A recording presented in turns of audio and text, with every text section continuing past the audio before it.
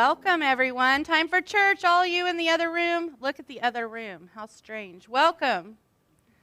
Welcome to the Unitarian Universalist Church of Chattanooga. My name is the Reverend Mandy Goheen. My pronouns are she, her, and it is my great privilege to serve this church as its settled minister and my honor to welcome you here today. Welcome into this sanctuary. Welcome into this space, this sanctuary of peace, where we come to not only create our best selves, but also to do the work of creating a beloved community. We come together today as individuals, much like individual pieces of glass or pottery that are different shapes, sizes, colors, all which are broken with imperfect, jagged edges, but always beautiful. While our pieces may not always fit neatly together, it is within this sanctuary, guided by our principles, that we gather together to create a beautiful mosaic.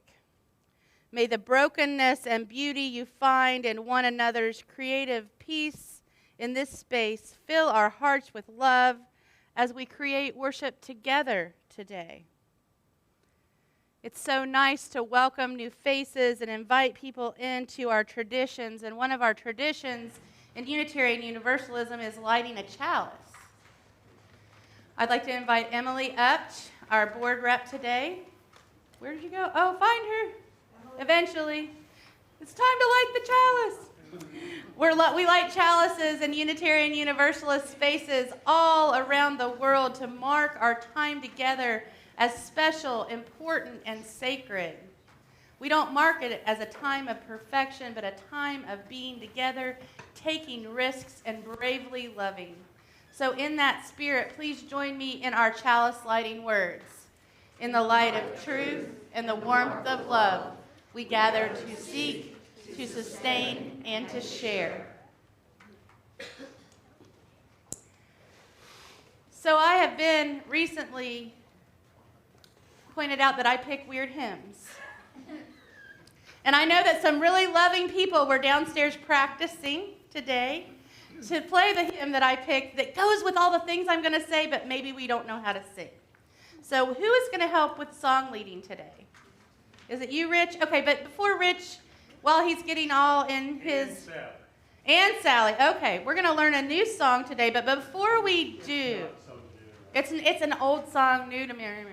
Before we do, I would like everyone to rise in body and or spirit. If you don't want to do this, you're allowed to stay seated and greet each other. If someone remains seated, they're not really into hugs and high fives. Just give them a little smile. So if you're comfortable, rise in body or spirit to greet your neighbors in church today. We're going to be singing the first verse. All right.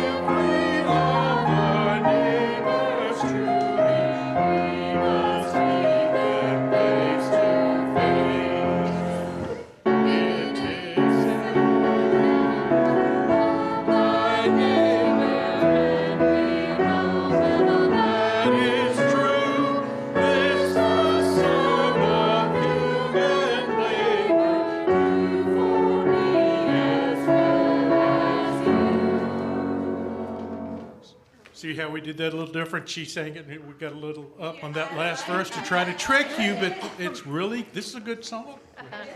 song. Thank you. Okay, please be seated unless you want to come up front, no matter what age you are, and sing a little song with me. This song has some motions and some action, and so I'm asking people's consent to come forward. Anybody who has been a Boy Scout or had a Boy Scout part of life, I got to go to Boy Scout camp, very inappropriate, but I learned this song. And this song is My Name is Joe, and I do need some Joes to come forward. Remember, Joe's a non-gendered name, nothing about age or anything.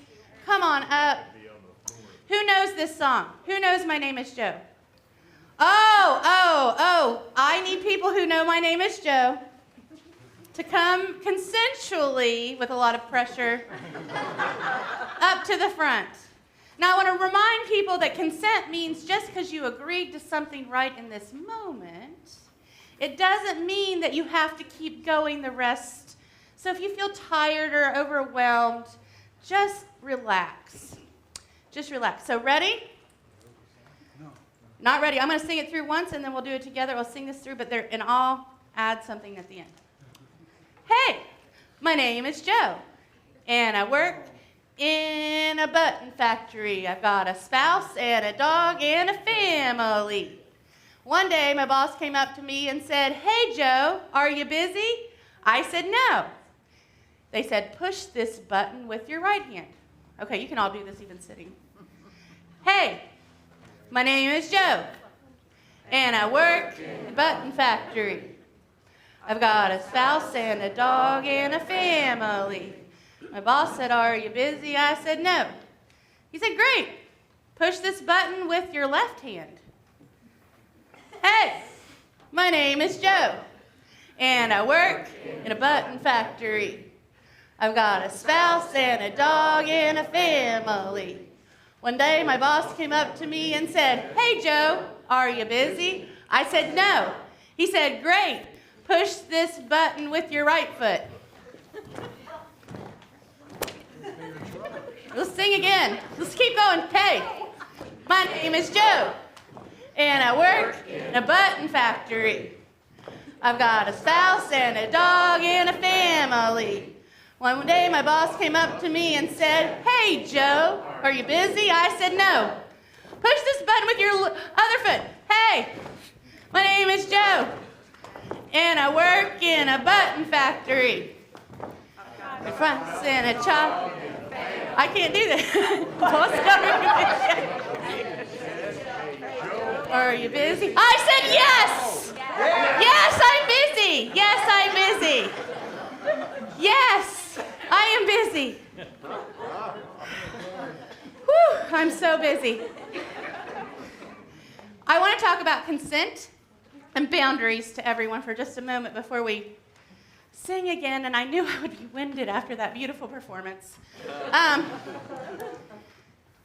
When we play with people and they ask us to play with them or do a project with them, when we say yes, that's just the beginning of our consent. Consent means we're okay with it. But as I'm out of breath, we have to remember that if we're uncomfortable at any point, we can change that answer. Consent, saying yes, isn't forever. It's a space and time. And it's important when a grown-up comes up to you and says, "Can I hug you?" "Hey, Pam, can I hug you?" Sure. "Can I hug you forever? You gave me consent." "Can I still hug you? Can I still? Can I still hug?" Okay, see? It's easy. And if we practice this in our everyday lives and we practice this thing called boundaries, knowing when that hug goes from wonderful to, "Ooh, I'm ready to go," we can take care of ourselves better. We have to remember that when we ask people who don't have as much power, if they are agreeing to come and do stuff with us, that they're allowed to say no. Just because we're leading stuff, just because something might become overwhelming to them, there's always an option of saying no. There's always an option of taking care of yourself. And if you get in a situation where somebody isn't listening to your boundaries or listening to you, It's okay to talk to your adult, usually your parent, sometimes your grandparent. Camille, our religious education director, me, if you're having trouble getting someone to listen to you say no, we are all as a community available to you for that help, no matter how old or young or new or tired from dancing you are. And with that, we end our time for all ages.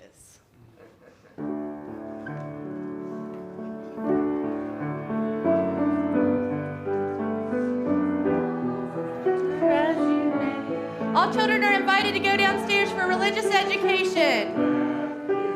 Take me.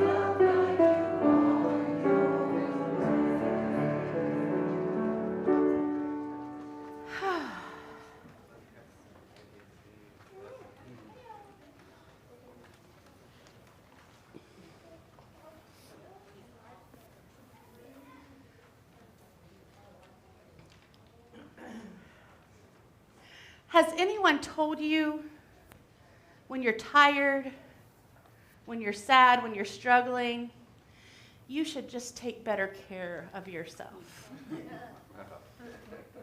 You should do this. If you are tired and struggling and asking for help, you probably are taking better care of yourself, just to be clear. You're opening yourself to vulnerability. Sometimes when someone says that, it would be tempting to snap back with "leave me alone, I don't need your advice," blah, the snapping. We're going to talk about that today throughout the service, the thing that I call a hook, the thing that hooks us into reacting in a way that might not be our best selves, might not be our thought out selves. And the best way to practice this is meditation. Now, I heard a giggle. Everyone's like, I can't meditate. I don't know how to stop thinking. Who thinks you need to stop thinking to meditate? Oh, thank goodness. Oh, kind of. Maybe. You have a brain, last I checked, because you got here today and you're sitting in this chair. So you got here and your body's functioning, and brains do a really particular thing. What do brains do? Think, right. So in meditation, it is normal to think. And if we can focus on our breathing and come back to our breathing and interrupt those thoughts, not with another conversation about, oh my gosh, I can't believe I thought a thought and now I'm thinking about the thought and I'm thinking it. Not that.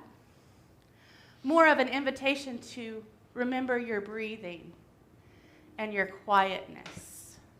When we practice accepting those thoughts that come into our mind when we're meditating or being mindful, it will be easier for us to not bite the hooks that people dangle in front of us. One of the things that we can be most reactive to are our own internal hooks, our own internal stories. So we're going to start today by practicing some silent meditation.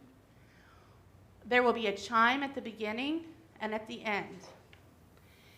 If something comes up for you, a joy, a concern, you can tell yourself, back to the breath, hold that thought. One way to focus on the breath is called box breathing. Has anybody heard about box breathing? Okay. So we're going to practice some box breathing and on a 4-beat. So you breathe in, peace, you hold for 4, you breathe out, whatever you want to put in your mind. Breathe out love, you hold for 4. So there's a hold, a breath, a hold, a breath, a hold. So it's a pattern. And one of the things that, the beauty about that is it brings us back into where we are. So I'm going to ring the bell, and we're going to listen to it. And as it quiets down, we're going to remember there's no such thing as quiet. And it's okay if there's a little noise. We have the ocean out here driving by. We're going to be forgiving of ourselves when we bite the hook of thinking. So that's what we're going to practice today. Just to let it go and to quickly forgive yourself and come back to your breath, come back to the 4 beats. When we're done with that, some music will play after the chime, and people will be invited forward to light a candle of joy or concern It can be related to what comes up to you during meditation. It can be related to your week. It could be related today to something that hooks you in that you need to work on. And with that, I invite you to put things down. Put your feet on the floor. There's an image here that you may want to look at. Soften your eyes or close your eyes. Raise your shoulders to your ears. And down and back and forward. Feel your body in the seat and your feet on the ground. And begin breathing in 4 counts.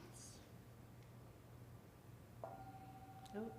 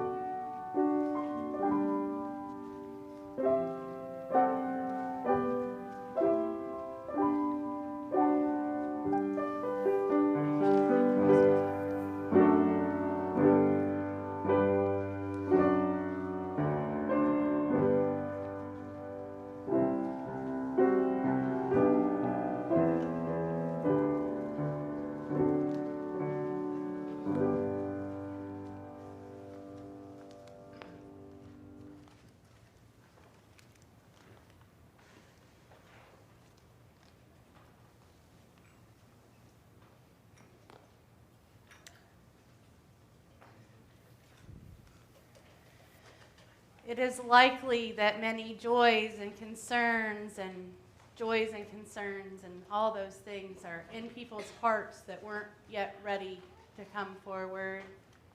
It has become a practice to continue lighting the candles till most are lit. This one's not perfect. Interesting. Not broken, just not working today.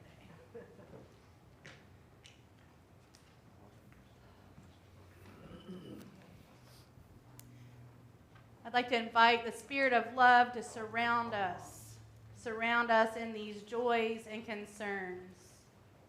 Surround us in the gift that is this beloved community where we have an opportunity to share what we need and to maybe sometimes not hear, you should just take better care of yourself.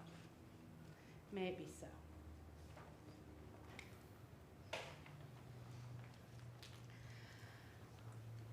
Who here has a pet peeve? Okay. Come on. My pet peeve is a child of my family, of which my spouse and I have 6, breaking the dishes while they're doing dishes.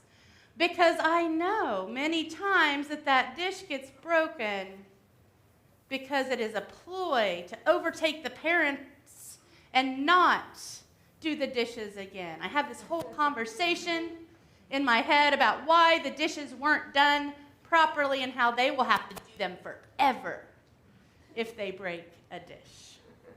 I get hooked by that every time, and oh my goodness, heaven help me if you put my grandma's dishes in the dishwasher. I will say it again and over again and over again. And I started thinking about that hook and why I bite it. Why would I get mad about the same thing 25 times? Why would I sit through someone's memorial service and suddenly be upset by dishes? With all the things in the world, why is it that our little pet peeves give us the excuse sometimes to not be as nice as we could be? And so I did what people do, and I looked it up on the internet. The internet is tricky, and these 3 images may not seem related, but somehow they related to me. I found out about this guy named Ward Cunningham, and not from Happy Days, not that guy. A physicist, the guy that kind of invented wiki spaces. He came up with the program, and he has something that is developed from his thinking that's called Cunningham's Law. The best way to get the right answer on the internet is not to ask a question. It's to post the wrong answer. What happens when you're with someone? Right. Right? So, what happens when we post the wrong answer on the internet? We might meet a mythical creature called a troll. And the troll is very, very happy to correct whatever wrong thinking they think that we think that they think that we have. And what's interesting is this isn't new. This has nothing to do with the internet. Do you know who the original troll was? Plato. Plato was the original troll. He would sit on benches in ancient Greece and say wrong things just to people off. And we wonder why he had to drink hemlock later. It might not be that he really had done so much of a bad thing by being an agnostic. Maybe he poked the wrong bear and paid for his troll-like lifestyle. In the spirit of trying to figure out why we can have happiness from things we are bad at, Cunningham's Law came up along with this strange trail that Google took me down. This strange trail included broken plates, quilts, and dahlias. First, Let's talk about broken plates. Broken plates happen.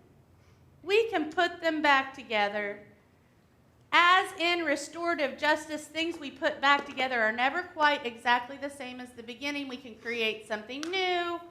There is art based on brokenness, mosaics, and pottery. All kinds of things are based on brokenness. It doesn't mean the vessel is not useful. It means that it has become broken apart into chaotic pieces sometimes, which this is on Google, right? I'm asking these questions, and I'm asking about the patterns you can make with broken dishes, and lo and behold, this comes up. Who knows what quilt this is? It's broken dishes pattern. It's a broken dishes pattern. So I'm just asking the question why it is fun to do stuff we're bad at, and all of a sudden I am sucked down the rabbit hole of patterns in quilts. And I learned something about this quilt. This quilt is made by an African American woman in Alabama in the 1800s, blah-de-blah-de-blah. And the broken dishes quilt has two mythologies around it, both which are probably wrong, but I will tell you about today. The first mythology is the broken quilt pattern came from the wagon trains going out west and people having scraps of material and lots of broken dishes, obviously, to make things out of. That's one theory. The second theory is it is related to the Underground Railroad and how quilt blocks hanging on porches might have been code. Did you hear the might have been? Might have been code for somebody to walk along the path and look for broken pottery because it's going to point the direction that you need to go. Other quilts mean other things. A log cabin quilt might have meant that this was a safe place to spend the night. A quilt that had, I can't remember the one, but it was about change your clothes because they're looking for you and you're present. You need a disguise. So they had all these theories about what these quilts meant. And then there are trolls who completely disagree with this theory and think it is nonsense. I like it. I like to believe what makes me happy, and it makes me happy, honestly, to think that this might be some kind of historical marker that helped people get to freedom. It's not historically measurable. However, the story in the oral tradition makes me happy. It might be somebody made it up in the 90s. But it has become an oral, interesting tradition, and some people own it and some people don't. So I thought I'm on a rabbit path, obviously. I am not finding out the answer to my question. And I came to the idea of fractals and chaos. I went from just asking why doing stuff badly was so fun into physics that I didn't understand, but I read in a very authoritative voice to my family to bore about fractals and how chaos eventually creates a pattern, and there is repetition even in the chaos. And I'm still not answering my question. Although I do like doing research, and perhaps badly. I was thinking more about Cunningham's law as I went through here, and I thought the best way to get the right answer on the internet is not to ask a question. I've been asking questions all along, and so it's to post the wrong answer, and I was thinking about this. What if all the searches, then I went into the rabbit hole of what if all the searches I've done are wrong? And what if I'm telling you all wrong things? And what if this isn't perfect or this isn't right? How can this all settle into this organized blah, blah, blah, spin, spin, spin? I got hooked on perfection. Not on the perfection of this flower, because it is certainly not perfect, but it is. It has imperfections in it. I got hooked on my need to only allow myself to do things I was good at. I started questioning why I might want to ask a question if it was never right, and then started getting hooked back into this spiral thinking that goes someplace, who knows where we would have gone next. We'd already gotten to quilts and flowers, and we were here. What might happen if we do less of what we're good at is how I changed the question. Who here is good at something they don't enjoy? Oh, that's a lot of hands. Y'all are working still. I'm just guessing. Who here? That sounds like a pre-retirement issue. I'm kidding, but that's one of the beauties of doing that thing we're good. That's one of the beauties of doing the thing in a workspace that we are good at or become good at. I want to remind you, though, that first day at that job, you weren't good at it, I bet. I want to remind you, your first day that you learned to do something new, you probably weren't great at it. And it was okay. It was scary. It was an adventure. But it was okay, and you got better and better and better at it. We have this attachment to perfection in our minds, in our culture, all around us. We have an idealism that doesn't allow us to ask the wrong answer. It makes us attached to the outcome, and I want to go back to the meditation practice for a moment. When we meditate, something happens. 3 things happen to me generally. Either it's over and I was thinking the whole time and totally messed it all up and judged myself terribly, not perfect. Or it's an in-between where I'm planning my grocery list when I realize that's what I'm doing and I come back to the breath. Or it's, back to the breath.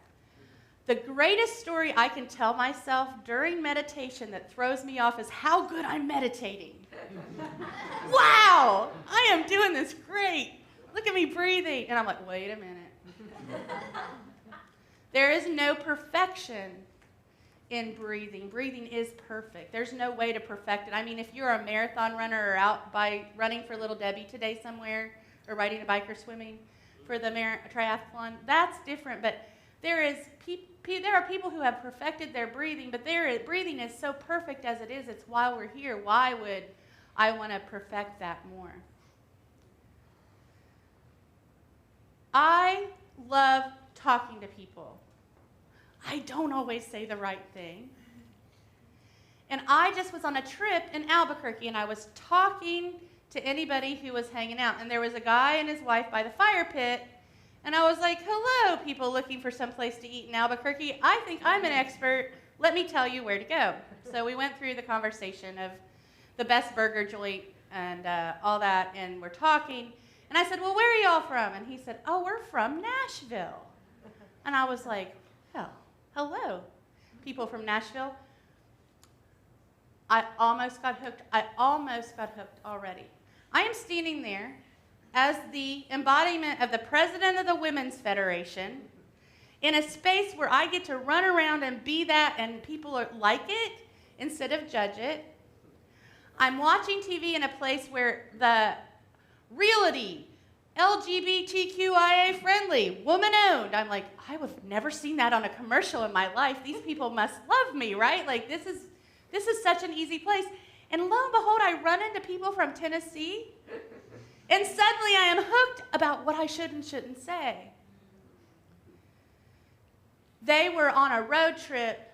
I don't know their names, and I'm talking about them, but they were on a road trip to take their daughter to Stanford. She had decided in first grade that she was going, or not first grade, freshman year, that's easier, that she was going to Stanford. And they said, okay, well, if you can get the grades, you can go. The gentleman, I don't know what the wife did for a living other than look gorgeous. She was very pretty. And the husband works in all the Sam's Club hearing aid stores in the South, and he travels a lot. And it's a mixed-race couple, so I'm feeling the liberal vibe a little bit, and I'm still being careful because he looks like the Tennessee guy who's going to yell at me for saying the things. So we start having the conversation about, well, what are you doing here? And I was like, well, I am here to support the Women's Federation, and we are specifically working on women's access to health care, code for, oh shit, is this conversation going to go good? To which said Tennessean says, women should have autonomy over their bodies, and it's BS that any man tell them what to do. And the next thing that came out of his mouth is where the hook was. If it weren't for the last 4, I was like, oh, wait. Oh, here we go. I'm like, wait a minute. So you're saying the newest, this is what's wrong with the Supreme Court? Like what the current president? And I was like, oh, look at that shiny hook. I would love to talk about that. Let's get in a fight about the president, even though we agree about women's health care. And I breathed in and said very casually, well, the 4 years before that weren't so great either. And we went on with the conversation, and he brought the president up again, because he really, really, really was like, I agree with you about this, weirdo, but not everything. And my resistance to bite that hook and to lean into love is the thing that makes me happy that I'm not always good at.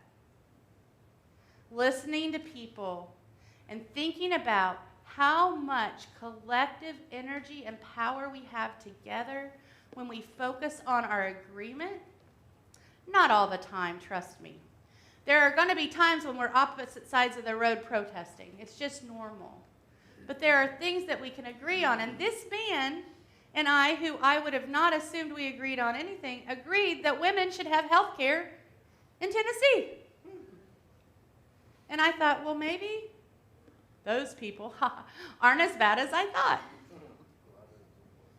And then, if anybody saw my video on Monday, something else happened that renewed my faith in humans being good. And so I got my cell phone back at the airport that I left on a lift because people were nice and they brought it back to me, and I just came home like, wow, the people in Albuquerque were really nice. And then I remembered that guy was from Tennessee. And then I remembered that he said he was going to stop by our church sometime and say hi. And that we were friends and we had kids the same age and we were really in a fun relationship of traveling. And if he does come one day, I'm sure he'll want to talk about the president again. But maybe not. You see, when we practice in meditation or any kind of mindfulness or any kind of practice, spiritual practice, why is this important to a room full of people who question, seek, might be agnostic, might be Christian, might be Jewish, might be whatever we are as Unitarian Universalists? We need practice forgiving ourselves and not biting our own hooks, and that's the opportunity that we are given in spiritual practice. That is the opportunity we are given in meditation. It's not to become ultra-religious or change how we think. It's a practice for us to not bite those hooks. You may have walked in here today and seen a hook. Who comes here on a regular basis? Me. What is usually not here? That wall. Who wanted to talk to me about that today? Several of you. Yes. Yeah, everyone's like, I don't have any feelings about the wall. The wall's fine. It's just a wall. That wall is me biting a hook. It has been noisy in that part of the church at the beginning of service traditionally the last several months. And I said something very snarky. If you don't quit talk like a mama would, if you don't quit yammering back there, I'm going to put the wall up. But nobody really heard that. So today I was just wondering what would happen if it was there. It was actually set up for a wedding. And I kind of like the separation. It's quiet. I'm very echoey today in here, which is fun. It changes the space from communal to sacred a little bit, if you like that word, or contemplative, or intentional. That's another word. Creating spaces where we can process and forgive ourselves for our imperfection and not be caught on our own hooks is why spiritual practice is important to all kinds of people, including people who don't like the word spiritual that makes them want to rub it off of their tongue. It is like I talked about praying a while back and how praying is just a conversation and a processing that we can do, and you can pray to a honeybee or a candle, or you can talk to your dead grandparents or a rock, I don't care, a tree, whatever you need to have a conversation and process.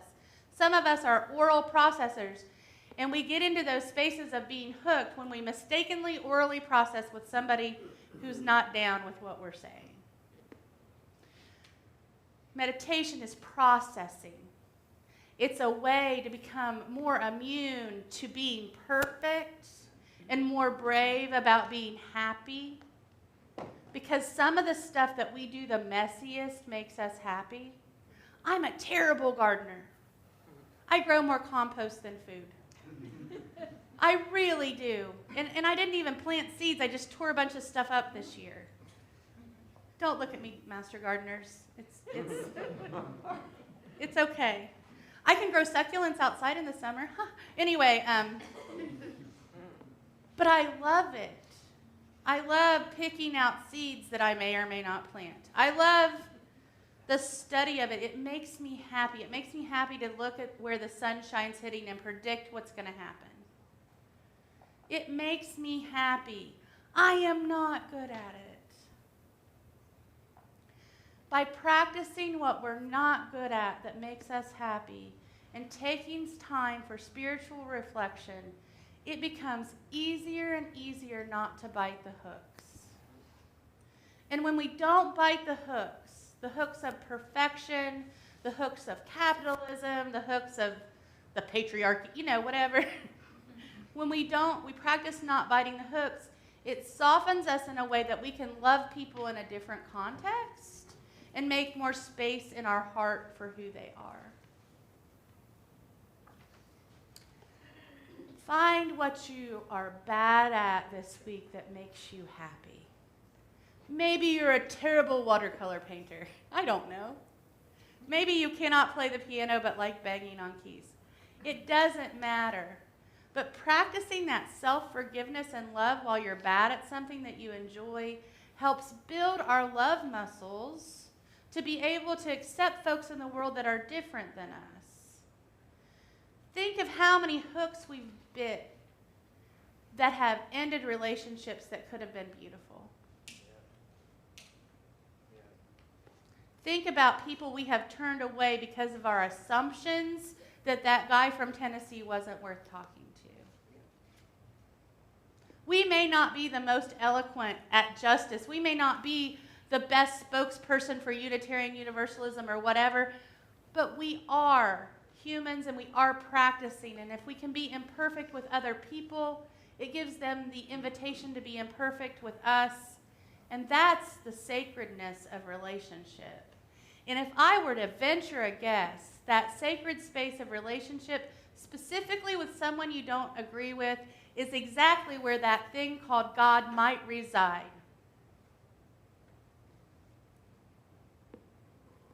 Take a moment this week. Let go of your preconceived notions. Let go of what you know.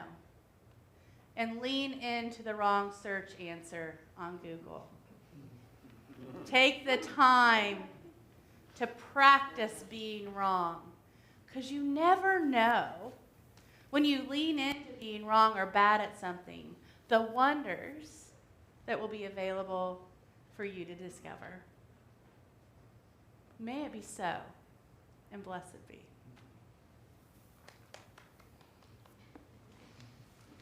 Here's a Google search. Okay. I couldn't let it go. It was so funny. Oh, look at that terrible word. Ooh, there's a hook. Abolition. This is our social justice moment. I told Roseanne, who was doing social justice around prison reform this month, that I would love to do it because it's part of my history and who I am. One of the words that I have leaned into as my identity is an abolitionist. That is a dicey, hooky word for people, including me. People say, we cannot defund the police. We cannot abolish prisons. We can't do this. It's too much. It's too much to deconstruct the system. But deconstructing a system that is broken and hurts us as bad as it does the people inside is necessary for us to find freedom together. We are coercive as humans.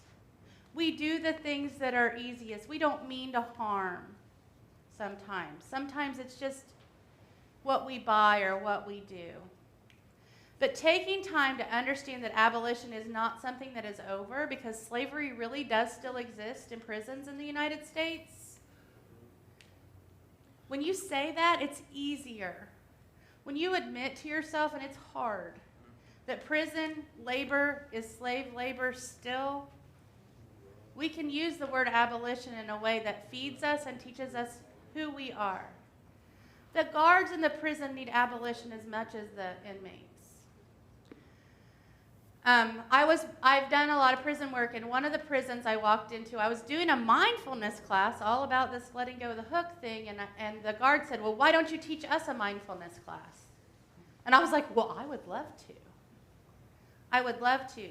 I want to remind people that in this system, in this prison industrial complex, the people in the communities around the prison are hurt and taken advantage of. The guards are hurt and taken advantage of. The warden, the people who live there, don't get me started. It is an oppressive system that hurts all of us, that is centered on the war on drugs. And we must turn away from condemning poor people, people with addictions, people who might be queer, and imprisoning them because they make us uncomfortable to be around. In the last 100 years, we have moved into a space of poverty being criminalized. It used to be a thing. It was cool you could be poor. It wasn't shameful. My grandparents were poor, and they were scrappy, and they got stuff done, and they found money, and their kids got new dresses for Easter still. And they traded, and they lived in a different kind of society, and there was no shame in the fact that we were a poor family. Today, that's not the same story. If we want to be free, we have to all get free together. And so practicing hard words that seem like a hook, for example, abolition, is another thing that can help us get there. And it's kind of like the women's health issue. I never had a stake in that game until they said, you have no choice anymore. And I feel like it's the same way with abolition. I have no choice but to be an abolitionist until people are treated with kindness and respect, and that includes the employees in those factories. We have to be abolitionists. We have to protect people so that we can all be protected together. And that's my social justice moment. There's weird transition when it's the Mandy show and I don't have like somebody else coming up and getting, you want to do the offertory? I'm kidding. I hear good things about last night at Harrison Bay. Who was at Harrison Bay last night? Woo! Oh, okay. Stargazing. How was it? Was it very fun? Everybody's being quiet. What was your favorite? What was the favorite star you saw? You saw Saturn? Saturn is an Aquarius. Summer triangle. Oh, summer triangle. What did it feel like to be in a multi-generational gathering where you were just looking at the stars without a big agenda? Was that super nice? I bet. That is what our offering does around here. It creates spaces for us to plan those kind of things together beyond Sunday morning. Yesterday there was a wedding here. It was a wedding of Haley Solomon, and the family has been part of this church since its founding.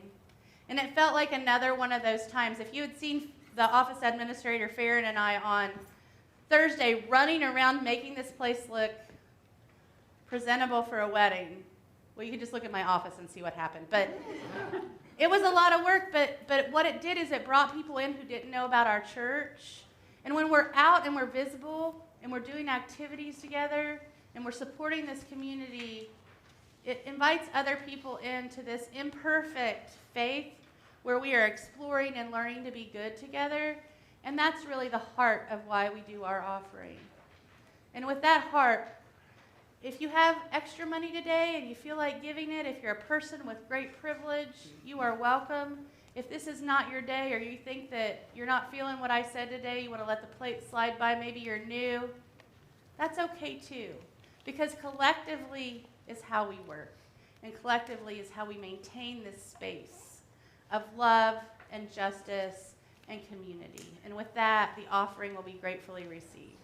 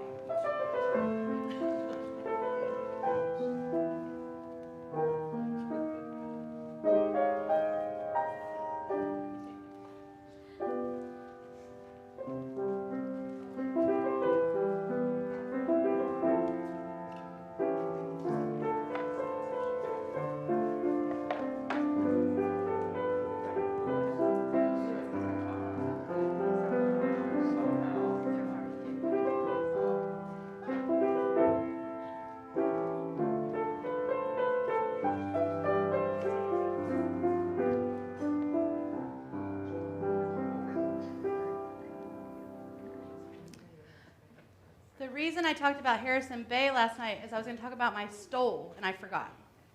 This is the Wishing Well Galaxy. This is my ordination stole that my mother made. Very pretty.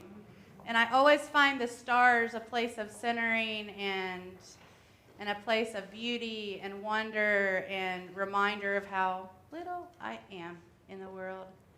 And even though this is a little place, our offering means a lot to everyone, and it means a lot to our youth, and it means a lot to his staff. So with that, let's dedicate the offering together.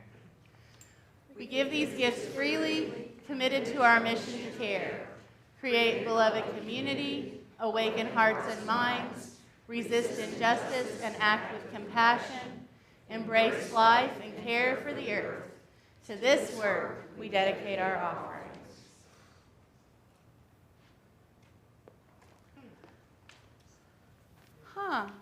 Another song. If you would love to rise in body and or spirit and sing this song with us, please do. We have a wonderful song leader. What are you pointing at me for? Oh. Well, and if we are going to sing the first verse, but then we all sing the first verse 2 more times. But just to get used to it, you can look at the words as we sing the words. You're probably familiar with it, just hadn't been sung in a long time.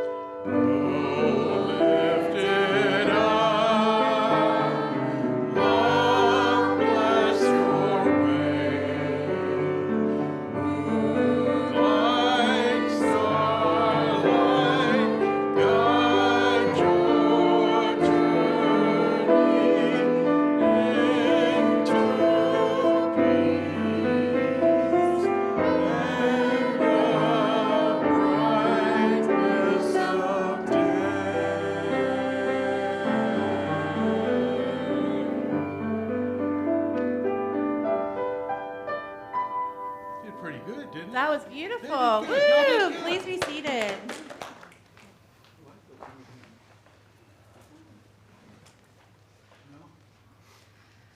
Oh, my favorite part.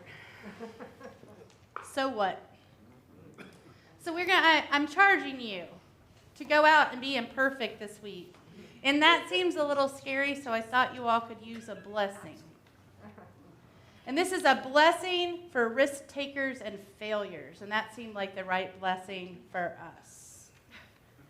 Today, we share a blessing for losers, risk takers, all failures far and wide.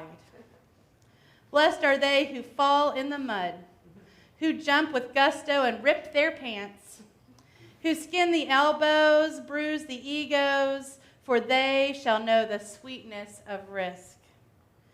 Blessed are they who make giant mistakes, whose intentions are good, but the impact has injured, who know the hot sense of regret and ask for mercy, for their hearts will know the gift of forgiveness.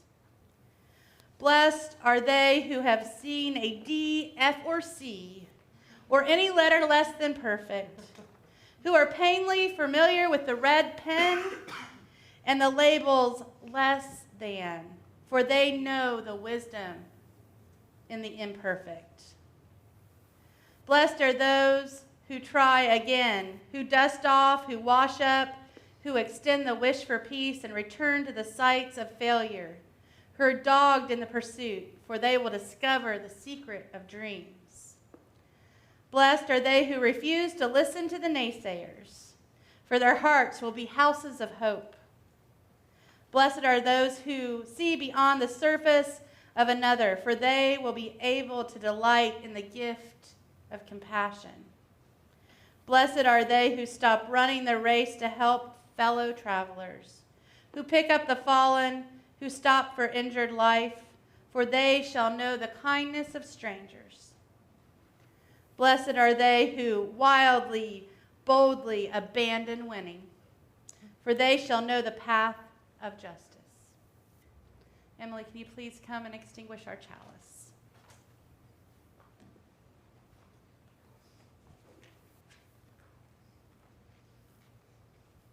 Please join me in our chalice extinguishing words. We extinguish this flame, but keep the light of truth, the warmth of community, and the fire of commitment. These we carry in our hearts and share with all the world. It's our favorite time. It's announcements. I see who has an announcement? Ooh, I do. It's a beautiful day in the neighborhood. It's a beautiful day. Oh, Andy has an announcement.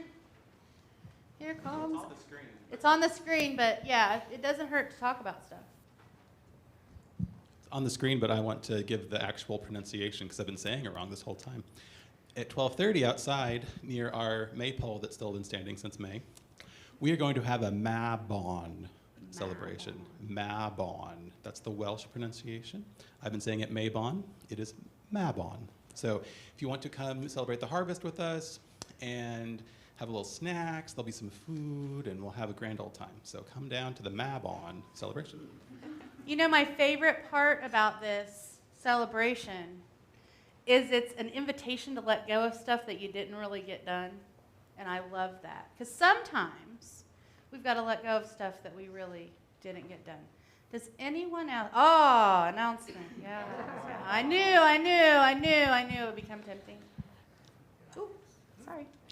And I wasn't even on a step. I would like to invite anyone who might be interested in attending and participating in the Hebrew Scriptures class, which is supposed to start next Sunday, to see me today. At this point, we only have 3 people signed up, so it'd be nice to have a few more folks to join us. If you are interested, I have the copies of the book that you can borrow or buy for $6, the one that we'll be using.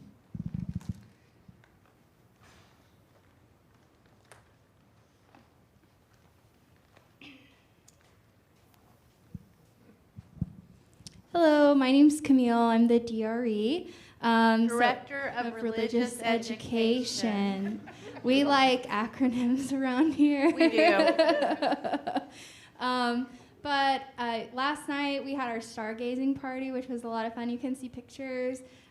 We had a kind of a potluck, and everybody brought things, and the kids got to play on the playground with glow sticks, which they had a lot of fun.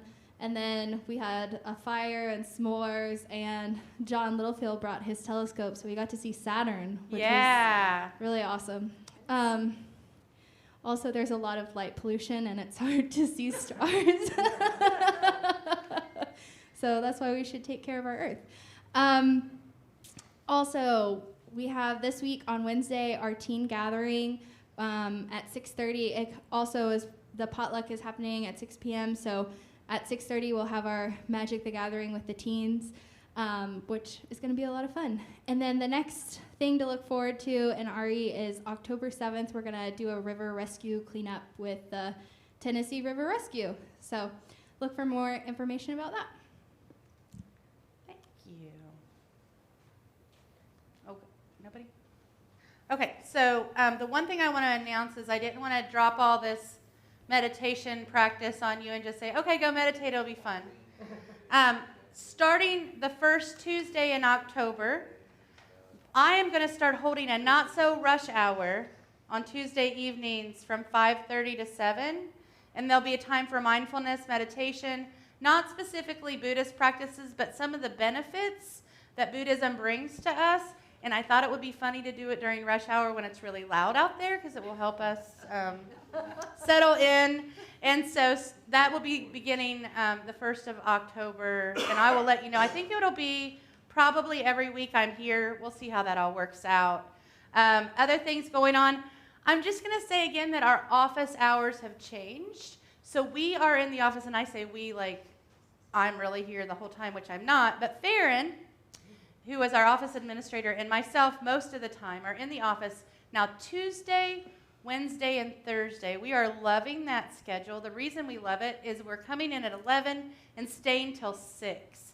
If you want to stop by sometime and say hi, that would be great. It also creates a space where staff isn't leaving and then coming back for events, because we're already here at 6. And that's why I've been inspired to start some programming during the not-so-rushing hour of 5 to 7. So always, if you're interested in reaching out to me and having a conversation about Unitarian Universalism or whatever else I might talk about during the conversation, please do. The last thing I wanted to say was that we are upping our rental presence. If you know of anyone who needs a rental for a special occasion, the holidays are coming up. I know of folks that rent this place to have their family gatherings on neutral ground. So if you need a space for that, let us know. And in the spirit of rentals, we have a new renter who will be here on Saturdays in the morning. Just so you know, if we're going to do any events around church, we're going to have to move those after 2 to 3 in the afternoon. The good news is we have a new renter who will be here on Saturdays. So that's really exciting, and it's an opportunity to open us up more to the community and invite people in to share this space. Is everyone ready to go make mistakes? Oh, yeah. Our service here is ended. May our service begin.